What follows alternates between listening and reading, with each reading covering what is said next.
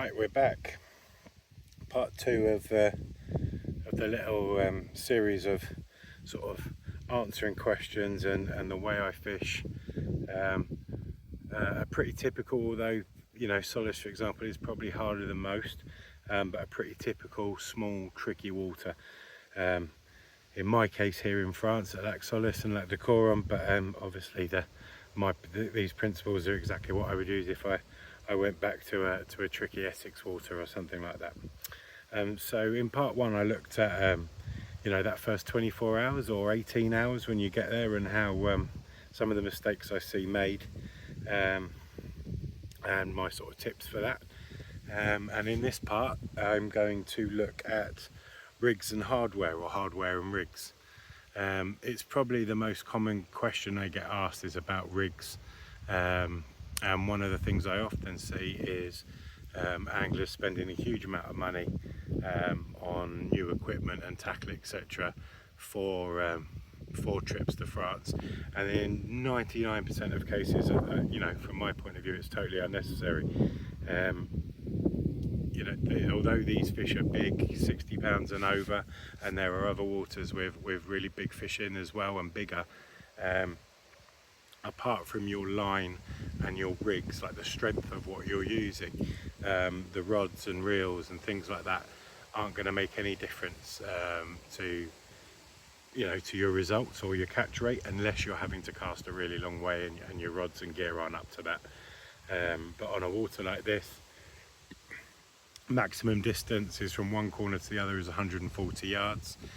In my experience on this lake and in others, fishing really long like that is never a bonus on a small lake like this anyway. You'll often find that there's too much line in the water. Your line angles, your line lay, everything is affected when you're at that sort of distance, and as a result you would be far better fishing, moving and fishing closer with less line, changing your line angle and doing it that way. So with regard to tackle, my setup is exactly the same as it was in the UK, and that is also goes for a lot of my public water fishing as well. I can get away with this setup, so it doesn't matter the brands and everything else.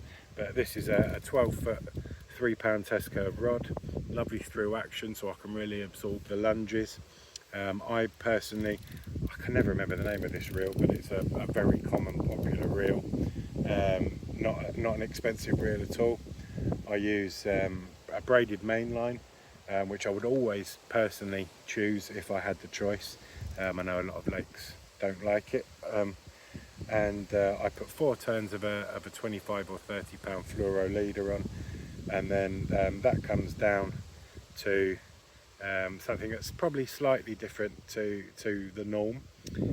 So we allow here lead-free leaders, so the lead core without the lead in, basically. I fish a very short length, and the reason I do that, so that's it, the maximum is probably 10 inches, 9-10 inches. The reason I do that is because I just like that extra buffer for my hook link to run on. If you're not allowed leaders of any description, then I'm sure, and thousands of people do, and have caught millions of carp on them, just fish a heavy fluoro main line or leader, etc., and fish it naked, as it's called. But in my sense, I just like that extra buffer. Excuse the dogs, this is not going to be an overly professional production. So I fish this short length of lead-free leader as my buffer. My beads are obviously totally adjustable and safe in that sense, that they can just pop over the top. I won't pop it over the knot, but will pop, actually straight over the knot like that if there was any form of snag. Set it where you want. I've always personally prefer a helicopter system, but the lead arrangements are so up for debate that I'm not going to give an overly strong opinion on that. Each lead system has its own benefits. If I was dropping it for a boat, for example, my thought is that an inline lead, a heavy inline lead, is probably the most effective hooking pattern. But just from the fact that I don't use a boat, I do a lot of casting, I try and be accurate. I don't want to make too much disturbance. The helicopter allows me to adjust the bead to suit the situation, and I use either a figure of 8 loop knot to a normal ring swivel there, or I use a quick change swivel with a little sheath over the top, a little kicker over the top of that. But it's super simple. So I've got a ring swivel running on that little length of leader, got 2 beads, one at the top which is nice and loose and can be moved to suit my situation, a little buffer bead at the bottom so that I'm not banging on where I've spliced on the heavy ring. And then in my case, I'm not a huge fan of lead systems that drop the lead every time, or they don't drop them at all. There's nothing in between. I use the Thinking Anglers C-clips. I know a few other brands do them. These are my favourite. So I mean, from my point of view, I don't need that lead to drop unless it genuinely needs to drop. And if I want it to drop a little bit easier, I'd change to the 3 pound. In 90% of my fishing, I use the 6 pound C-clip, which I can cast a really long way, certainly plenty of distance on a typical French water like this, size wise, and it gives me that confidence that if something bad happened, they can discharge the lead from one end, and obviously they can discharge the hook link, sorry, from the top. So that's about as safe as a lead system can come. Obviously I can adjust my lead very quickly as well and very easily, and I can adjust my hook link to suit the situation. So I just wanted to, I'll have a closer look, which you'll see now while I'm gabbing away. Again, components are down to you. This isn't a promotional video, but if anyone wants to know any of the products, they're all on test for our King brand. They're designed to be strong, and to land fish, whether it be here or on public. So that's the theme. I'm not going to name each one of the components. You use what you're confident in, which is the main thing I tell people when they ask me. Start with what you're confident in, but also a lot of people want to know what I use. So as I've said previously, I use 4 main rigs. I don't believe in any way that there is one rig that suits all situations. I just think that's rubbish, and I think it's a bit lazy, to be honest. There are definitely situations that call for different types of presentation and different lead situations. For example, if I'm wading it down the margin and it's rock hard, then I would have an inline drop off on. But 90% of my fishing is casting, so which is why I go with a heli. But let's look at the rig. So we'll start with this one, which is probably on a water like this my go-to rig.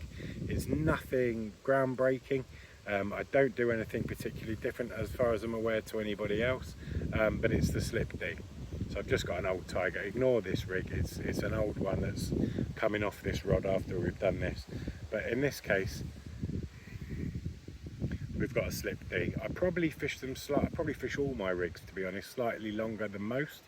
In my mind and in my experience, something a little bit longer to more rope to hang yourself is a theory that, unless I think I'm getting done, or I watch a situation and think it needs to be shortened or lengthened sometimes, then this is my starting point, which is what, 10-11 inches, something like that. I never measure them. I've tied them so many times, my rigs, that that's what I'm aiming for. So it's just a Slip D.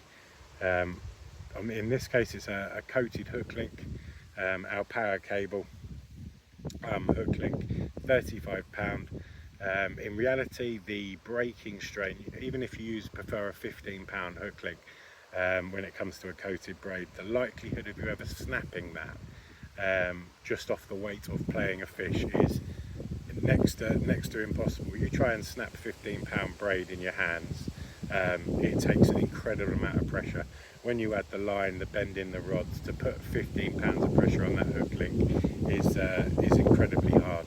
Excuse the wind. Is I think it's Storm Lillian you've got in the UK, and we're just getting the bottom end of it. So hopefully the sound's not too bad. So braided hook link. I've got a figure of 8 large loop which I connect loop to loop into my swivel. That gives me a doubled up section there and acts the same as an anti-tangle sleeve, so that will kick away.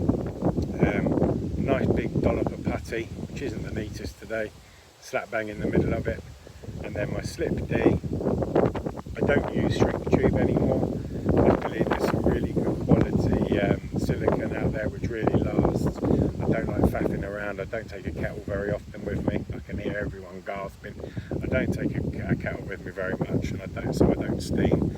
So the fact that I can use the silicone, take it on and off to change the hook is a major bonus. And then where I've made the loop for the D that goes over the hook shank to make that slip D effect, I just put a nice lump of putty, which one, keeps it all neat and tidy, two, I believe drags the hook down to some respects when when the hook is ejecting when the fish is ejecting the bait, and then a very small section between the top of the tubing and the putty just to allow complete movement of the hook depending on which way the fish comes in and approaches it and sucks it from.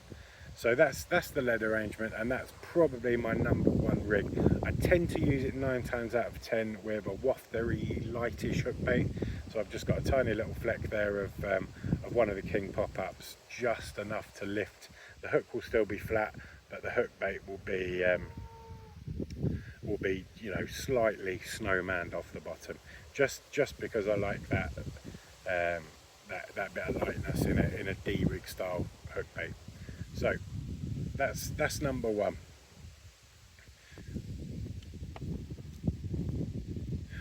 As I said though, I don't believe that that is the be all and end all and can be used in every single situation. So there are a couple of other situations where I'll use different rigs, and I'll try and explain the reasons best I can as to where I would use that sort of thing. So this is a D-rig. Obviously not much needs to be said about the D-rig, as lots of people use their form of D-rig. Mine is slightly simpler than a lot, because I don't like to go back through the eye twice, because I find it makes a stiffish hook link kick out to one side or the other.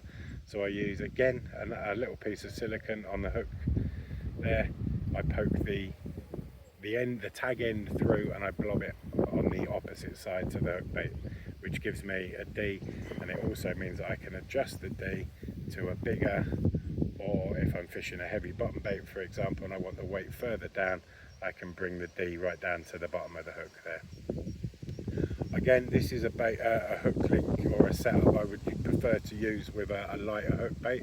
So this is a style which I find myself using more and more, especially later in the season like this.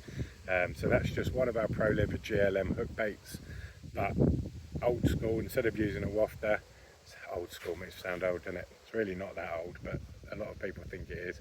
So I've corked it out, drilled it out, and put some cork in there. It's not going to lift it so much, but it is, in my eyes, negating the weight of the hook and the rig and making it behave a bit more naturally. Again, tiny little size 20 ring swivel, which is what I use for an awful lot of my my rigs. There's only one rig that I use that isn't blobbed on, for want of a better term.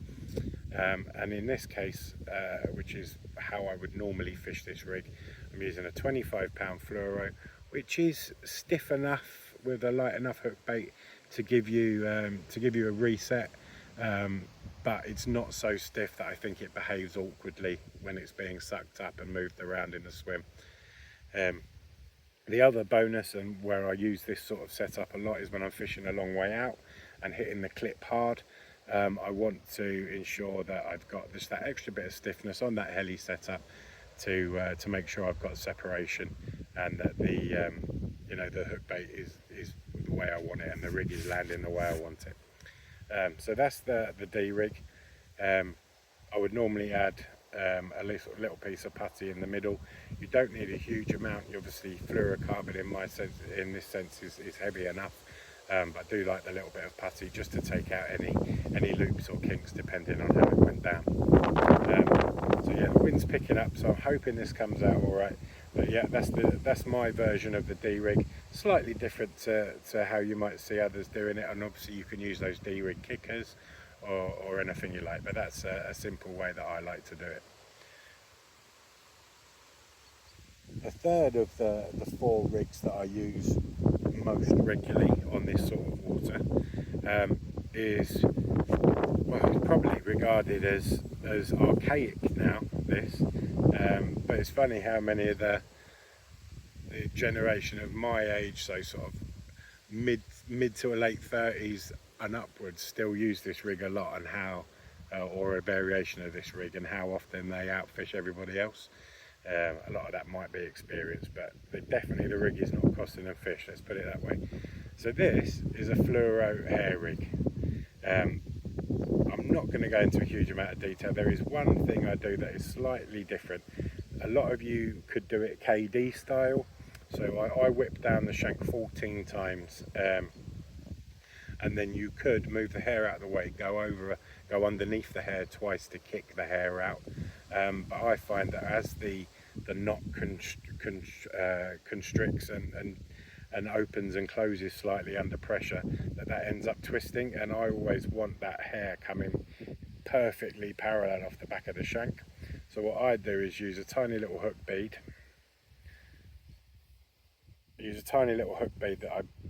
you know, the line doesn't go through it in any way. I've just buffered it up behind the at the bottom, you know, over the tip of the hook, and then buffed it right up to the bottom of the whipping, which ensures that it always kicks out at that angle, which makes it super aggressive. And this is what I use for all my bottom bait fishing, especially on hard bottoms. I would use a very similar setup with a coated braid with an inch or two pulled back of the braid if I was fishing on softer bottom, like claggy silt or clay or something, or some low-lying weed. But that is accounted for probably the vast majority of my big uns, especially from here at Solace.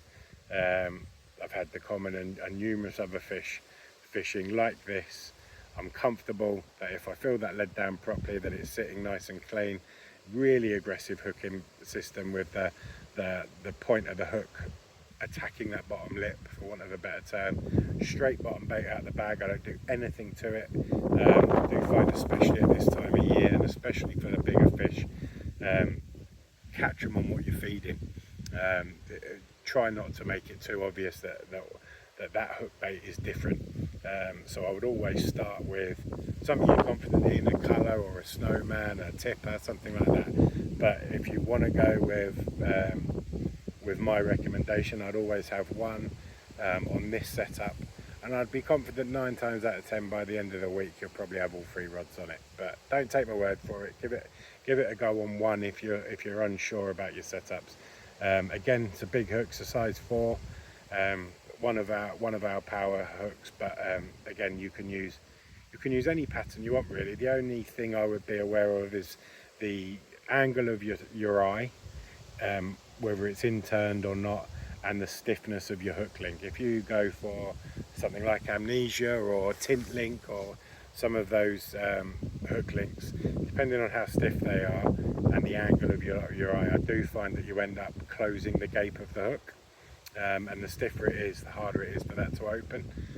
So that's something to bear in mind. But these hooks they're slightly interned, but not massively interned, and the hook link isn't incredibly stiff. When I'm fishing publics, I often fish it much stiffer. A hook link, especially if I'm casting, or if there's a lot of nuisance fish wafting the hook bait about, and in that case I will use another piece of silicone just to keep that angle open and allow the hook to do its job as it was designed. So they're the 3 rigs I'm going to look at, or I've looked at. Everyone's got their favourites. There are a couple of other rigs that I'm not going to show you in depth, but I will mention that I use on waters like this, and they're both pop-up presentations. So it's the good old chod rig. There is definitely a skill to chod fishing, which maybe one day I'll go into. I think it was probably 15, 18 years. I wrote an article on chod rig fishing in Carp Talk. So it's been around a very long time now, but I still see a lot of mistakes made with chod fishing. There is this concept that it's a pub chuck rig, that you can just throw it anywhere and you'll catch fish, or the other side of it is the way it works, I get bites but I lose them. So there's definitely something in that. So if you're not confident in chods, then I would say don't use them. There is definitely simpler, more effective pop-up rigs to use, like a stiff hinge, if you're not 100% sure of all the different facets on how to get the best from them. The other pop-up presentation I would be more likely to use, or across the course of a year be more likely to use, would be a multi-rig. Now I know the current fad, or it's been a fair few years, has been a rotary rig or Rodney rig, however you want to call it. To me, I don't like the fact I can't really adjust the height depending on the situation. It is a low-lying pop-up rig, pretty much depending on how long your hook shank is. So in that sense, I prefer the multi-rig. I find it more delicate, and I can adjust the height by either lengthening the loop or just bringing the putty back and allowing the pop-up to sit higher, depending on, you know, the depth of the silkweed or how high I want it to sit above the silt or something like that. So they're the two pop-up rigs I would use. The chod is definitely a rig that I have ready to go in the tackle box on the leaderboard for the spring, definitely when I'm lure fishing, for want of a better word, bright hook baits, seeing fish show or finding fish in an area and trying to subtly, without thrashing the place to a foam, get a pop-up to them, try and grab their attention when they're not quite ready to eat properly yet. The multi-rig is probably the rig I'll use for the vast majority of the year for this sort of fishing. Delicate, easy to adjust, quick to change the hook, yeah, so that's my tips on hardware and rigs. Very rarely do you need to change your gear. Often you might want to change your main line. I wouldn't recommend anything less than sort of £18.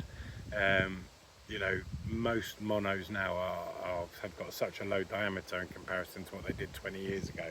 An £18 line will do everything you want it to do, and it's got that bit of extra weight to allow it to sink behind the hook link. Apart from that, hopefully that's the rigs covered. Hopefully most of you, or I'm sure most of you, use very similar rigs already, and it will give you the confidence not to worry about having to change and use something you're not confident with. But what I can say, if you're not confident with a rig, or you only have one in your armoury, and you looked at one of those rigs and thought, yeah, that, you know, I like the look of that. If you can get out before you go to France on a holiday, which is expensive, the whole process is expensive, and the worst thing you can do is turn up with a rig you're not confident in, put it out and start not catching straight away and start having something else to worry about on plane. So if you can get out beforehand, get to an easy water, to a runs water, you know, even if it's just sort of water where you can have one or two in 24 hours, go out, tie up a couple of those rigs that I've showed you, or something you've seen elsewhere that you've always thought that would work, and chuck them out and catch a few on them. I'd be, you know, you can come here then with that confidence that you've got a couple of different rigs for a couple of different situations: hard bottoms, long range casting, weedy, silkweed, rigs that you're dropping out of the boat or the margin. There's a few different situations where I think that adapting and being specific to that situation will catch you more fish. So hopefully that helped. Hopefully I haven't rabbited on too long, and I will see you soon for part 3 in the next little instalment. Take it easy.